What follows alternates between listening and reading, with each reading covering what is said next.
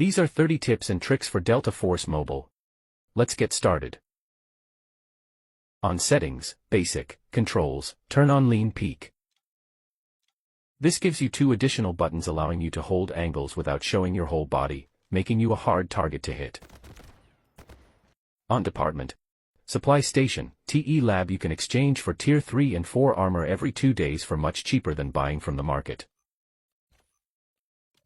Click this button to use the gear tickets you obtained from quests. They give you a full loadout to play with, which is great if you have gear fear.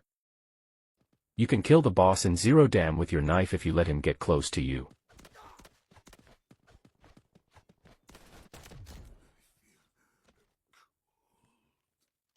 On Firing Range, you can modify the target's armor by simply clicking on it. You can also change your ammo here.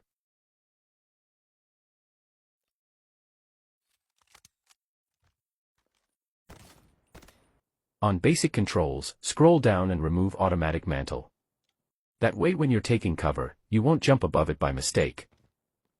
On Settings, Gameplay, scroll down and here you can choose the order in which your stash will be organized next time.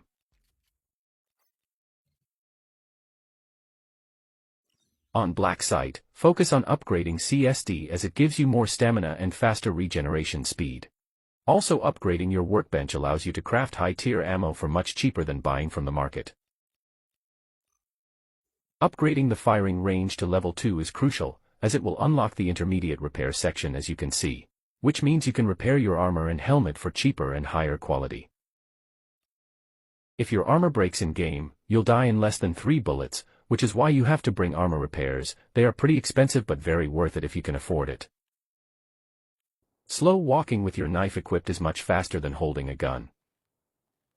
You can make Luna's shock arrow bounce if you press here. Mastering this allows you to hit targets behind cover.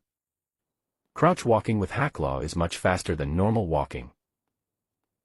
Use Hacklaw knives to kill bots, this way you don't have to shoot and expose your location to other players.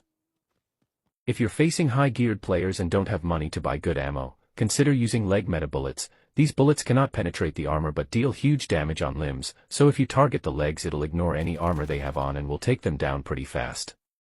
If you're walking around and hear rat or bird sounds, look around you. That means there's a hidden stash or a bird nest nearby you can loot. They can drop very good items if you're lucky. When you're getting rushed by a shield operator, you have to keep running until you get to a good spot or wait for your team, because shield players will never push alone. His teammates are always behind him. If he gets close and knocks you, you'll die every time, so always keep a distance and be aware of your surroundings. If you kill a player, you should never loot until he turns to a box, which means his teammates cannot revive him anymore, meaning they're probably not around. If you kill a player in a bad spot, you can pick up the body and take it somewhere safe.